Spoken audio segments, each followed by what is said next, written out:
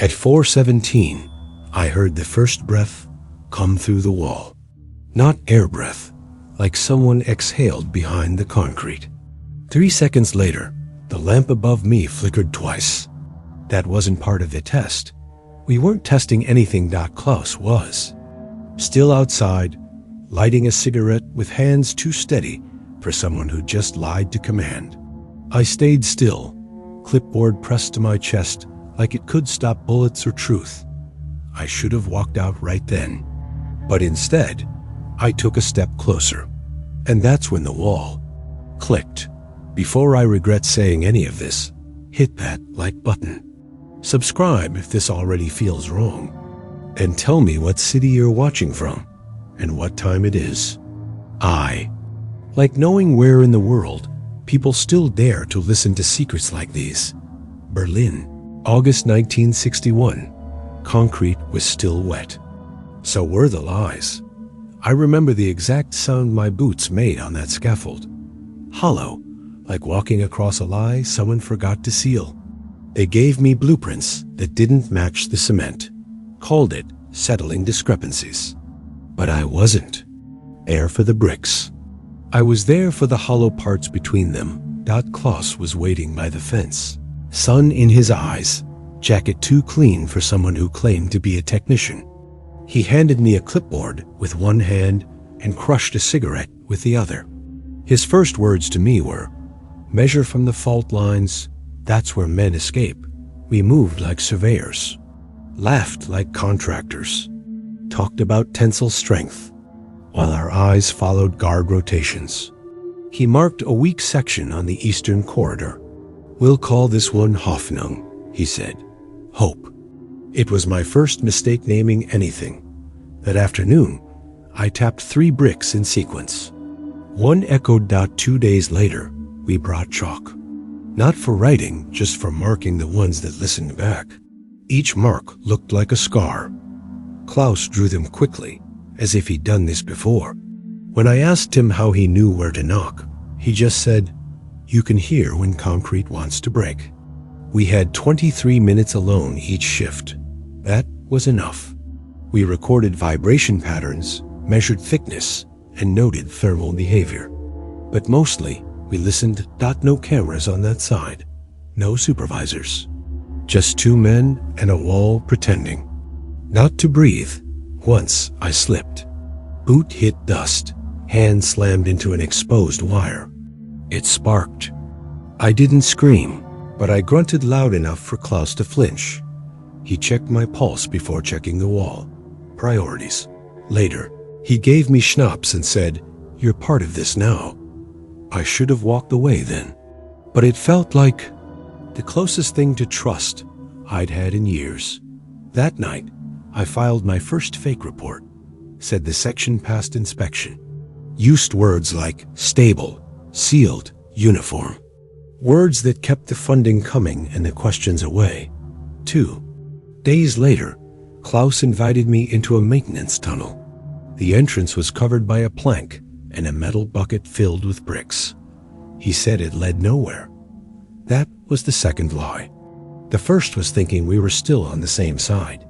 Down there, under meters of steel and silence, I saw a pipe that didn't belong, not connected to anything. Painted gray like the others, but clean. Too clean. Klaus said it was nothing. I said, "Good." We didn't talk about it again. At the end of that tunnel was a vent. When I pressed my hand near it, I felt warmth and breath, but I didn't tell him that. I just nodded. Somewhere above us, Berlin buzzed like it always did. Orders from the west, silence from the east, and me pretending I didn't feel a pulse. Beneath the bricks, I filed my second false report the next morning, added a stamp, initialed it twice, folded it into an envelope, and sealed it with a thumb that still tingled from the shock. I told them everything was fine. That's how it starts. And that's how Klaus became my shadow long before I realized who was holding the light. The first time I followed Klaus into the basement, the air hit me like wet fabric, mold, rust, and cold electricity. The building was supposed to be vacant, government records said so.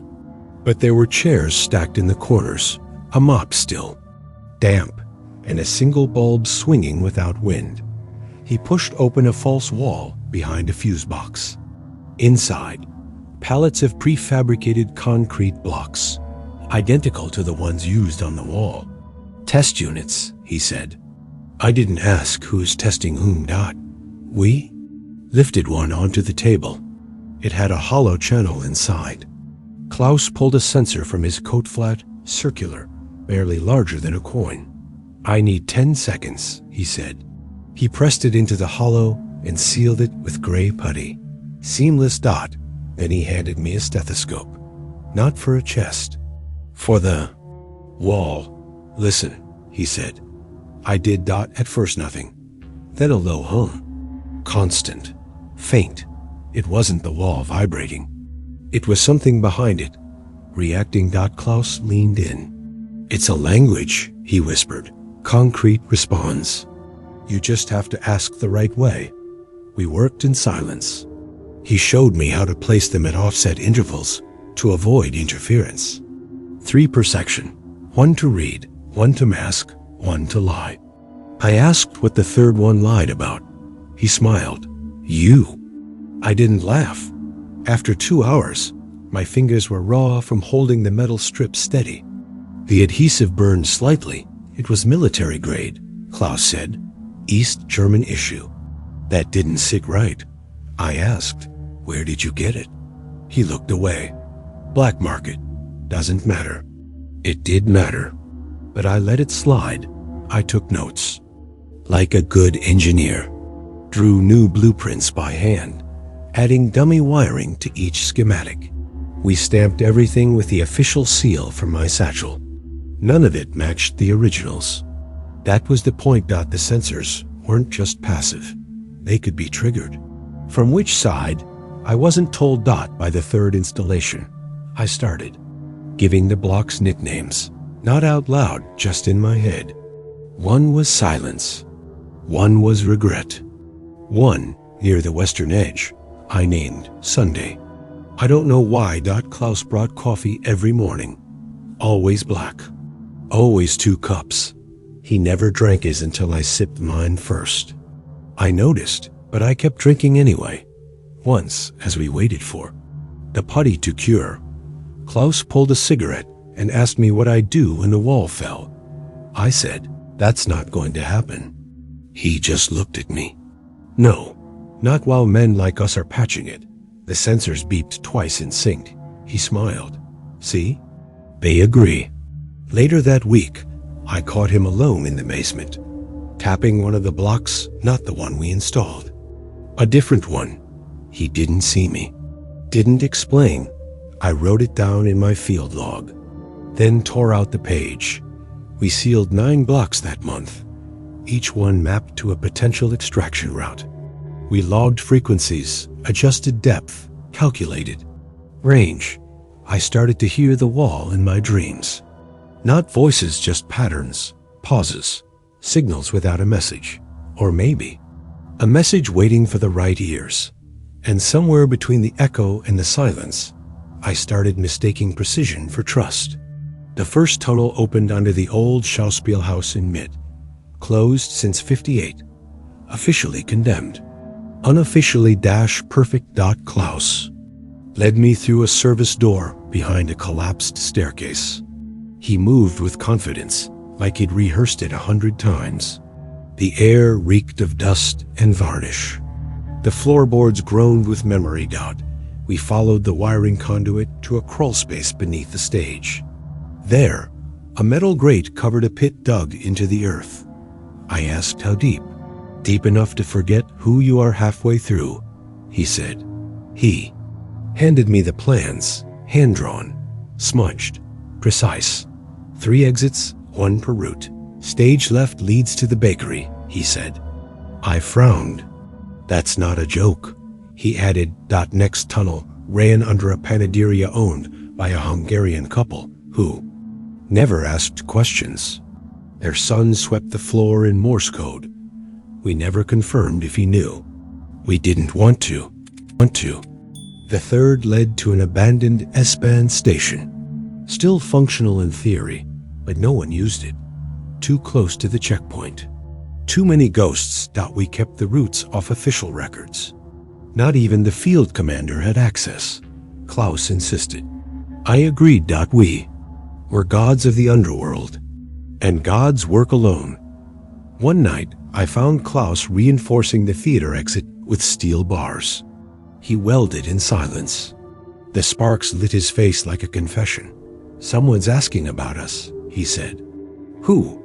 Don't know. Not Stasi, not CIA. Then who? He shrugged. The ones who come after the reports are filed. I didn't sleep that night. The next morning, I removed a page from our logbook and burned it in a coffee tin dot when headquarters requested updates. One submitted a partial blueprint. Only one route, the others still under evaluation. Technically not a lie, but enough to make command uneasy. They sent a liaison, mid-30s, too polished. Too late. He asked why we needed 3 routes. I said redundancy. He said waste. I said survival. Klaus didn't speak the whole meeting. But when the man left, he turned to me and said, he won't make it to Christmas. I didn't ask what he meant. That winter, snow filled the air shafts. We cleared them manually. Klaus slipped once, tore his palm open. I wrapped it in my scarf. He didn't say thank you. Just lit another cigarette with his good hand.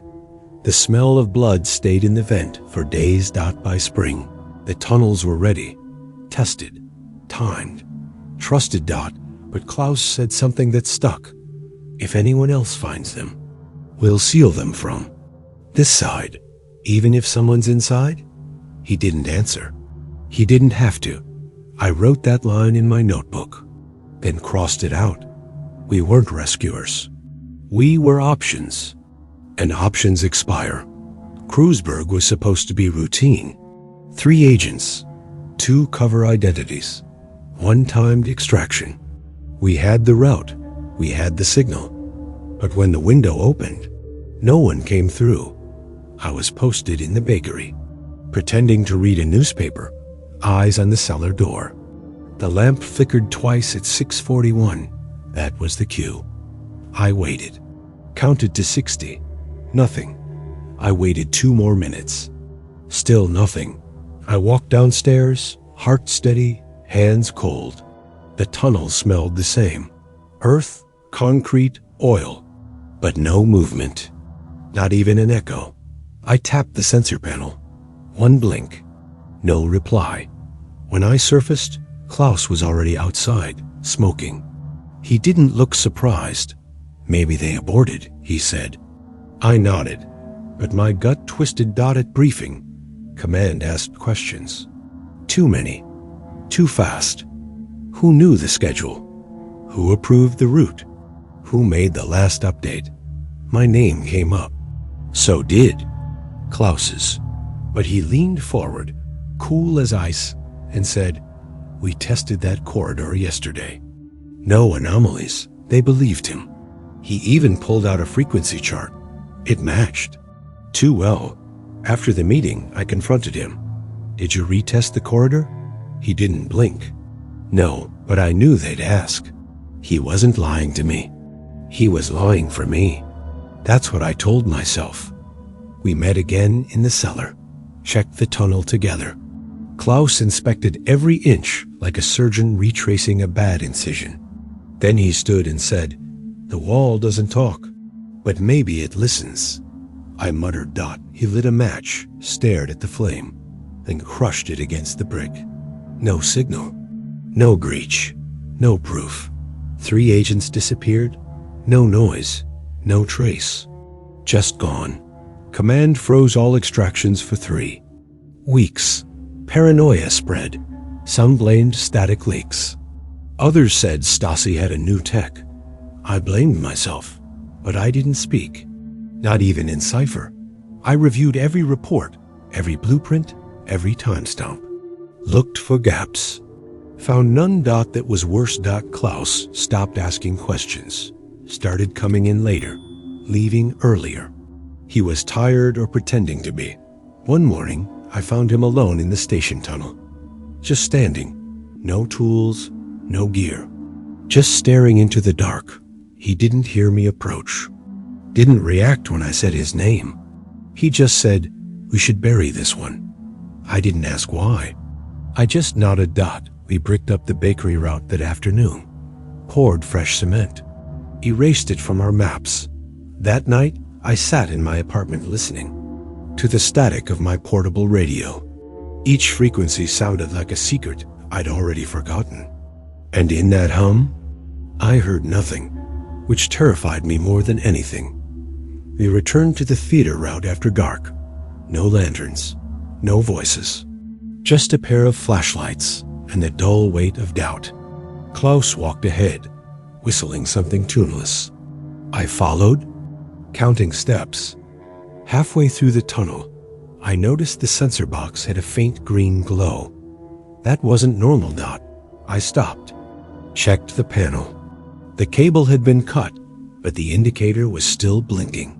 Slow, steady, alive. "Klaus," I called. He didn't turn around, just said, "Interference. Happens with the older models." He kept walking. I stayed, touched the housing cold. Steel warm pulse, like it was breathing on its own. Something didn't match. We'd disconnected that unit last week. No power, no signal. And yet, there it was. I rewired the connection just to confirm. Still blinked, still pulsed. Klaus watched me from a distance. Didn't offer help, didn't interrupt. On the surface, it was routine. But the silence between us had weight now, like a rope tightening from both ends. That night, I filed no report. For the first time, I told the system nothing. And I slept, with my boots on. The next day, I accidentally dropped one of the newer sensors. Split it open on the floor. Inside, I found a dual node. East and west frequencies, custom build. Not issued by either side. I asked Klaus if he'd ever heard of dual spectrum modulation. He shrugged. Sounds expensive. I didn't push. Instead, I started logging frequencies on my own. Each tunnel, each sensor, their rhythm, their noise, their patterns. I noticed something.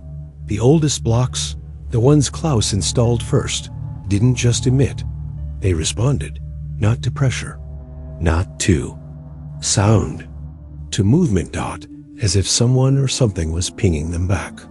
One night, I ran a silent loop through the abandoned bakery shaft. The response came from the panaderia. But the bakery had been empty for weeks. I didn't mention it. The next day, Klaus was humming again. A song I didn't recognize. But when he walked away, I heard him whisper something into a sensor port. Too fast to catch, but too close to ignore. That night, I turned off the hallway lights in my building and sat with my radio tuned to Klaus's range. At 2:37, I caught a click. Then another, then a whisper. Same frequency as the blinking box. I didn't sleep after that. Didn't shave. Didn't trust my lock. And still I said nothing. Next time I saw Klaus, he handed me a thermos. Sighed, "Coffee's hot." I nodded. Tasted it. Fine. But the lid had a new scratch across the side. Same shape as the carving tool we used to mark. Tunnel depth. I turned the thermos in my hand. The scratch aligned with the letter H. I didn't ask what it meant. I just kept drinking. And that night, the blinking didn't stop, even after I shut the system down. The lamp above the workbench had been there since day one. Industrial, Soviet-made, dull yellow glow. I'd stood under it for hours, never looked twice. But that morning, when I adjusted its angle, the base came loose. Not a wobble, a shift. Like it was built to come apart. I unscrewed the socket slowly. Dust fell. Then a click. Inside, nested like A fossil in amber was a small device, gray shell. No label, just a number etched on the side. 3-941. Klaus wasn't around. I pried it out with a chisel. It popped free with a hiss, like it had been pressurized. My first thought, microphone. Second thought, why here? I slid it into my coat pocket, sealed. The lamp like nothing happened, and walked out. No report. No photos, just breath control. Back in my flat, I laid the device on the table. No battery. No receiver. Just one wire snipped and one soldered crooked fast, like someone in a hurry. The etching was Cyrillic. Not Stasi. KGB. My pulse didn't spike. But I locked the door, turned off the lights, and listened. Nothing. But that didn't mean silence. I skipped the debriefing that week. Faked a cold. Used the time to track Klaus. He took the long way to every site. Paused at the bakery even though we'd sealed it. Always. Arrived late, left early. I followed him through side alleys. Watched him drop a folded paper into a trash bin behind a toy store. 2 hours later, a man in a gray coat retrieved it. I didn't intervene. I watched, and I started drawing maps. Not for command. For myself. Every location we touched. Every false panel. Every sensor. I marked the ones we installed together. In blue. The ones he modified alone in red. By the end of the week. The map bled. I ran a frequency scan. All known installations aligned, except 2. Both tied to routes Klaus had named himself. He liked to name things. That night, I walked into the old cellar and unscrewed the thermos lid he'd given me a week before. Inside the double wall was a rolled piece of foil, crumpled, burned at one edge. Words barely visible. Lieferung, Erfurt. Delivery completed. I didn't confront him. Instead, I returned to the bench, reinstalled the lamp, and left the socket just loose enough. Next time he touched it, he'd know. And I wanted him to know. That was the night I stopped recording sound and started listening to patterns. It came through the wrong channel. A folded memo tucked inside a maintenance folder from logistics. No signature, no seal. Just initials and APAPERCLIP. At first glance, it looked like supply records routine. But as I unfolded it, the schematics caught my eye. Tunnels. 3 routes. Exact dimensions. Hours. My chest went tight. I traced the lines. They weren't scans.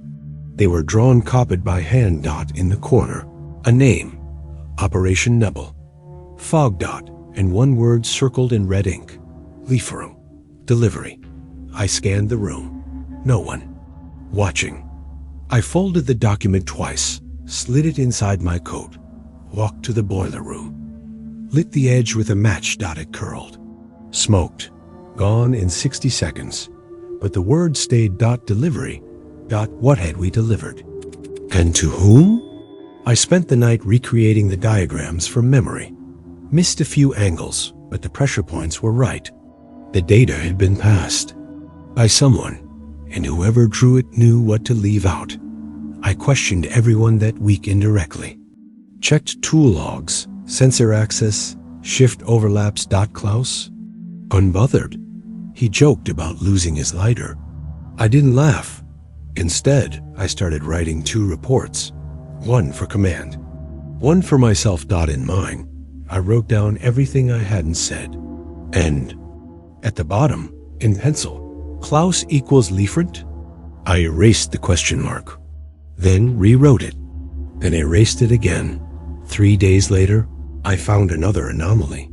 A shipment manifest showed 6 sensors ordered, only 5 recorded. The missing one? Logged under a name I didn't recognize. Borman. No clearance, ID, no trail. I checked every archive. Nothing. I asked Klaus who authorized the order. He looked me dead in the eye and said, "I never heard that name," and walked away. He never denied the shipment. Just the name. That evening, I searched his locker. Nothing. Clean. Too clean. Except for a note under the bottom panel. Silence isn't safety. It's storage. I took a photo. Then burned the note. Again, not more. Smoke. More silence. I stopped trusting the ash. And I started watching the shadows like they could talk. It was cold enough to see your breath. Pankow Park. 5:12. Fog so thick you could lose your own name in it. Klaus stood by the broken fountain. Hands in his pockets, no coat. He looked older. Not tired. Resolved. I approached slowly. No greetings. No questions. He handed me a rolled blueprint. Cloth paper. Faded lines. Smelled like damp metal. This one's cleaner, he said. Where does it lead? Out? Out. That was all. He didn't ask me to install anything. Didn't mention command. Just said, this is our last one. Then he hugged me. Quick, firm. The kind of embrace soldiers give when orders change. He stepped back, eyes on mine. You did what you had to. So did I. Then he was gone. Fog swallowed him in 3 steps. I opened the blueprint under a park lamp. It was perfect. Too perfect. Every detail matched our early designs, down to the fake vent markers we'd added as jokes. But I hadn't shared those with anyone. Not even in private logs, which meant the copy didn't come from surveillance. It came from memory. Mine. Or his. Back at HQ, I scanned the file into the restricted archive. Then ran a backtrace on internal logins. Someone had accessed our blueprint repository 2 days prior. Using my ID. The terminal used? Offline. Last recorded location. Transit Hall B. No cameras. No timestamp. Just metadata. And the smell of the trail. That evening, I developed film from my jacket camera. Standard routine. Except frame 23. 2 figures in the fog. One was Klaus. The other. Not me. Someone else had been in the park. Close. Watching. Lens tilted just enough to catch their outline. Trench coat. Dark shoes. A badge barely visible. Not CIA. Not German. Different cut. Soviet? I checked the negatives again. This time, the shadow had moved, and the camera was mine, which meant whoever took the photo had known exactly when to shoot. And why? I stored the film in a sealed envelope, marked it with a red dot. No name. That night, my lock jammed. Not broken. Not picked. Jammed like someone wanted me to know they'd been there. On my desk, a single match. Same kind Klaus used. Burned halfway. Left standing. Next to it? My own thermos. Still warm. The raid started before dawn. No sirens. Just boots and fog. I heard them before I saw them, moving fast through Schönhauser Allee, smashing doors, pulling people from their beds. They weren't looking for contraband. They were sealing exits. I rushed to the theater tunnel. Sealed. Steel welded across the hatch. Still hot, I ran to the bakery. Shattered window. Dust. Silence. I sprinted down into the cellar. The tunnel was gone, collapsed. Rebar bent like ribs under a landslide. The third route, the S-band shaft. That was our last chance. I climbed over the fence behind the station. Forced open the rusted panel, slid down the ladder. Dead air. The tunnel was still there. But someone had blocked the final 20 meters with concrete. Fresh. Wet at the edges. I touched it. Still warm. They hadn't just shut it down. They'd buried it. I looked for signs, tools, prints, anything, nothing, except a single footprint. Boot size matched Klaus. I waited. Hours. No one came. Back at HQ, I walked straight to records. Klaus had missed his last 2 check-ins. No leave request. No disciplinary note. Just. GONE. I filed an inquiry. It bounced back. Personnel not found. Not terminated. Not transferred. Not found. That was worse. An hour later, 2 men in suits pulled me into a side office. American.1 opened a folder. Redacted to hell. They asked, "When was the last time you saw Klaus?" I said, 2 weeks. Lie. They stared. One finally asked, "Do you believe he was compromised?" I didn't answer, because by then, I wasn't sure which side that question came from. The younger agent leaned in. "You're not under investigation, but you will be monitored." I nodded. He slid a card across the table. "Use this frequency. If anything comes back to you." I left the room and flushed the card down the toilet. That night, I returned to the bakery ruins, just stood in the silence. Ashes from the oven still smelled faintly of sugar and stone. I tapped twice on the cellar. Wall. No response. Klaus was gone. The tunnels were gone. Gone. But the map in my head wouldn't erase. Not with sleep. Not with vodka. I didn't report again. Didn't build again. I stopped being an engineer. Stopped being an asset. And started listening. To everything. The file was misfiled deliberately. Or stupidly. I never knew. It sat in a beige folder marked Sonder Archive C9. Wrong floor. Wrong year. Wrong clearance level. But my name was on the access log, so I read it. 12 pages. Black ink, red stamps, faded type. Subject: Heinrich Bormann. Alias: Klaus V. Affiliation: Ministerium für Staatssicherheit der Stasi. There it was. In writing, the first photo showed him in 1959 entering a building I knew too well. Sonnenallee 221, an office for cultural outreach. I stared at that image for 15 minutes. Same jaw. Same eyes. Same hands that taught me how to hear brick. The rest of the file listed operations, disruptions, false exits, mock tunnels. Sensor tech designed to give the illusion of function. That's when it hit me. The sensors never worked. Not one of them. The blinking, the beeping, the maps, they were part of the fiction. A decoy, and I'd built it. The file mentioned 3 compromised exfiltrations. 1 in Kreuzberg. 2 unnamed. Minimal collateral. The page read, casual tone. Government language. And came the last page. Summary. Agent Bormann successfully redirected foreign operative toward fabrication effort. Emotional tether achieved. Long-term loyalty established. Emotional tether. Me. The section ended with asset unaware. Status operational until instructed otherwise. That meant he was active during our last meeting. Even the hug. Even the final nap. I printed the photo and folded it into my wallet. Kept it for 12 years. To remember him. To remind myself. Nothing we built was real. The tunnels were blocked. The sensors were ghosts. The trust was a trap. And still, I didn't report him. Didn't request follow-up. Didn't submit the file.